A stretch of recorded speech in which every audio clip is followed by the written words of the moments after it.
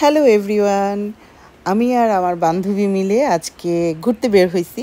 তো আমাদের যেটা হয় যে আমরা সপ্তাহে একদিন করে নিজেদের মতন সময় কাটানোর জন্য বের হয়ে যাই, একদম ঘোরাঘুরি করার জন্য। তো বাইরে তো প্রচুর ঠান্ডা, এখন ঘুরতে হয় হচ্ছে ভিতরে ভিতরে কী কী আছে সেগুলো দেখানোর জন্য। তো আজকে আমরা সাবওয়েতে করে যাচ্ছি মার্কেটে। তো এই সাবওয়েটা একটু দেখাচ্ছিলাম। এটা হচ্ছে কুইন সাবওয়ে স্টেশন। তো কুইন সাবওয়ে স্টেশনের বাহিরের মানে ইয়াটা অনেক সুন্দর, ভিউটা, ওয়ালগুলো এত সুন্দর করে কাজ করা, ভালো লাগে দেখতে এখানে। আর কুইন সাবওয়ে স্টেশনে আমরা নেমে আজকে যাচ্ছি হচ্ছে ইটন সেন্টারে।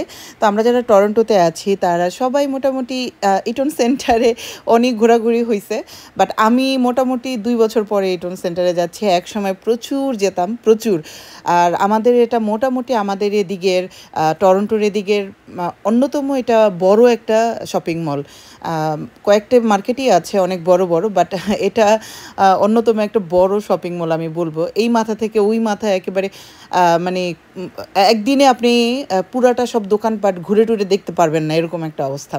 তো একটা সাবওয়ে স্টেশন থেকে, এই মার্কেটের লেন্থটা বলি, একটা সাবওয়ে স্টেশন থেকে একেবারে আরেকটা সাবওয়ে স্টেশন পর্যন্ত, মানে আপনি যদি কুইন দিয়ে ঢুকেন একেবারে ডান্ডাস দিয়ে বেরোতে পারবেন, মানে এত বড় একটা জায়গা নিয়ে হচ্ছে গিয়ে এই মার্কেটটা। তো একটা সময় আমি এই মার্কেটের সব দরজা, সব ডোর, মানে কোনটা দিয়ে বের হয় কোনটা দিয়ে ঢুকে সব আবিষ্কার করছিলাম। তো আবিষ্কার অবশ্যই করতে হয়, এত বড় মার্কেট, মানে চিনতেও অনেক সময় লাগে, অনেক সময় লাগে। তো আজকে আমাদের উদ্দেশ্য হচ্ছে মার্কেটের ভিতরে ঘোরাঘুরি করব এবং অনেক ছবি তুলব এবং অনেক ভিডিও করব। আর আমাদের মার্কেটের ভিতরে যত যত একদম দামি দামি দোকান আছে সেই দোকানগুলোকে সবার সামনে দেখাবো। হ্যাঁ, তো যারা আর কি টরন্টোতে আছেন তারা তো দেখছেনই, আর যারা আমার ভিডিও অন্য কোথাও থেকে দেখতেছেন তো তারাও দেখতে পারেন যে আমাদের এত সুন্দর একটা সিটি, টরন্টো সিটি, সেটার ভিতরের মার্কেট এত সুন্দর। লাইক আমাদের মার্কেটটার ভিতরে সবগুলো বড় বড় ব্র্যান্ড আছে এখানে, ইটন সেন্টারে বিশেষ করে, অন্যান্য মার্কেটে না থাকলেও এটার ভিতরে আছে। আর আমাদের আজকে এখানে আসার আরেকটা উদ্দেশ্য ছিল যে চাইনিজ, যেই নিউ ইয়ার ছিল ওদের, চাইনিজদের, তো ওরা কিছুটা ডেকোরেশন করছে। তো ভাবলাম যে এটাই একটু দেখে আসি। এসে দেখি যে মাত্র এক জায়গায় দুইটা এরকম গাছ দিয়ে রাখছে, আর আরেক জায়গায় একটা গাছ দিয়ে রাখছে, ফুলের গাছ, মানে অনেকটা চেরি ফুল টাইপের গাছ দিয়ে যেরকম করে দিয়ে রাখছে। তো দেখে একটু ডিসঅ্যাপয়েন্ট হয়েছি যে দূর, এগুলো দেখার জন্য আসছি। আমি তো ভাবছিলাম যে ফেসবুকে ওরা এত মার্কেটিং করতেছিল, আমি ভাবছিলাম আরও অনেক অনেক কিছু করবে, অনেক কিছু করার কথা। তো যাই হোক, তারপরে এতটুকু দেখেও ভাল লাগছে, কারণ 2 বছর পরে আসছি তো মানে যা দেখতেছি তাই ভাল লাগতেছে। ইভেন অনেকগুলো দোকান দেখলাম উঠাই দিছে, ওখানে অন্য অন্য দোকান নিয়ে আসছে, মানে অনেক চেঞ্জ একটু আসছে আর কি। আর এই নিচে এরকম একটা চাইনিজের ইয়া করে রাখছিল, ছক টাইপের করে রাখছিল। তো যারা চাইনিজ ওরা হয়তো মজা পাইছে, আমি কিছুই বুঝতে পারি নাই। আর এখানকার ভিতরের দোকানগুলো খুব সুন্দর করে ডেকোরেশন করা, সবসময় ডেকোরেশন করা থাকে। আর আমাদের ইটন সেন্টারে যেটা হয়, এই যে পিছনে ফোয়ারাটা দেখতে পাচ্ছেন, এটা তো একেবারে বিখ্যাত একটা ফোয়ারা, মনে হয় পৃথিবীর, মানে আমাদের টরন্টো সবারই একটা করে ছবি আছে এখানে। আর যখন হচ্ছে গিয়ে ক্রিসমাস হয় তখন এখানে সবচেয়ে বড় একটা ক্রিসমাস ট্রি আনে।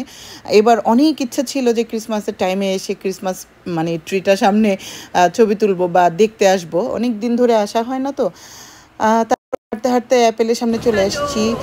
বিশাল বড় একটা অ্যাপেলের শোরুম আছে, ম্যাকের শোরুম আছে।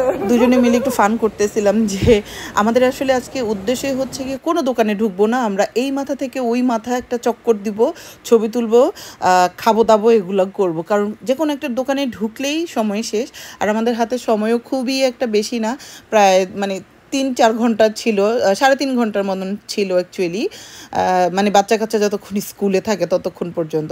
আর এই দোকানটা নতুন দিছে, সেটাই দেখতেছিলাম যে একটা নতুন দোকান, বাট অনেক অনেক প্রাইসি, অনেক প্রাইসি। এর থেকে আমাদের অনেকগুলো টরন্টোতে অনেক দোকান আছে যেখানে কিনে এরকম মানে থালা বাসনের অনেক কম প্রাইসের আছে। তো তারপরে চলে আসলাম আমরা খাওয়া দাওয়া করতে। খাওয়া দাওয়ার এই জায়গাটা হচ্ছে একেবারে ইটন সেন্টারের মাঝে, মাঝ বরাবর। তো হাঁটতে হাঁটতে মাঝ বরাবর আসতে আসতে আমাদের ক্ষুধা লেগে গেছে, বাকিটা পরে দেখবো, এরকম অবস্থা। দুইজনে মিলে আগে আমরা চা কফি কিছু খুঁজতেছিলাম, তারপরে এখানে তো অনেক টাইপের খাবারের দোকান আছে, মানে অনেক, একেবারে চাইনিজ জাপানিজ যা যা বলেন সব আছে, থাই, তারপরে আমাদের মিডল ইস্টের খানাপিনা অনেক কিছুই আছে। তো আমরা একটা থাই এসে থেকে একটা কিছু কম্বো নিয়ে নিছি। সবচেয়ে মজা লাগছে ম্যাঙ্গোর সালাদটা, খুবই মজা লাগছে। তাই তারপরে খাওয়া দাওয়া করে উপরে চলে আসছি, যেখানে এটা হচ্ছে কি একটা একটা অন্যতম এন্ট্রেন্স ইটন সেন্টারের, যেখান দিয়ে আর কি ডান্ডাস দিয়ে ঢোকা যায়।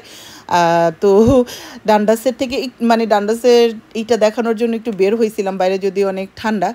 তো ডান্ডাসটা আমার সবসময় ভালো লাগে হচ্ছে রাতের বেলা, একদম ঝাঁ চকচকে অবস্থা।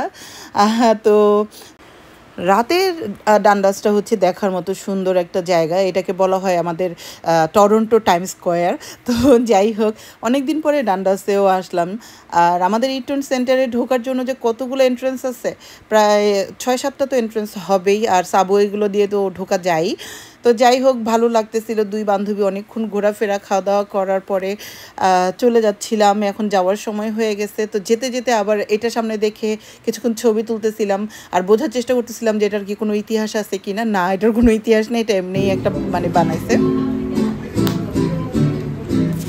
আর আমাদের সাবওয়ে স্টেশনের এটা একটা ঐতিহ্য বলতে গেলে, বিশেষ করে ব্লোরে এই জায়গাটা একদম যারা গান বাজনা করবে, মানে টাকা তোলার জন্য গান বাজনা করে, তো ওদের জন্য এই জায়গাটা একদম মানে ফিক্স করা। হ্যাঁ, এক একজন এক এক দিন গান গাইবে এরকম।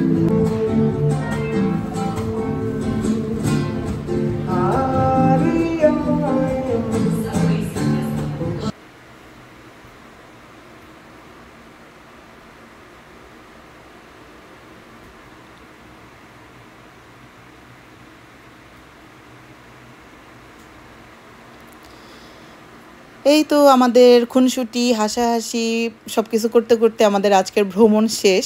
কেমন লাগলো আজকে আমাদের সাথে ঘোরাফেরা করে মার্কেটে? অবশ্যই একটা কমেন্ট করে জানাবেন। ভালো থাকবেন, দেখা হবে অন্য কোনো ভ্লগে। বাই।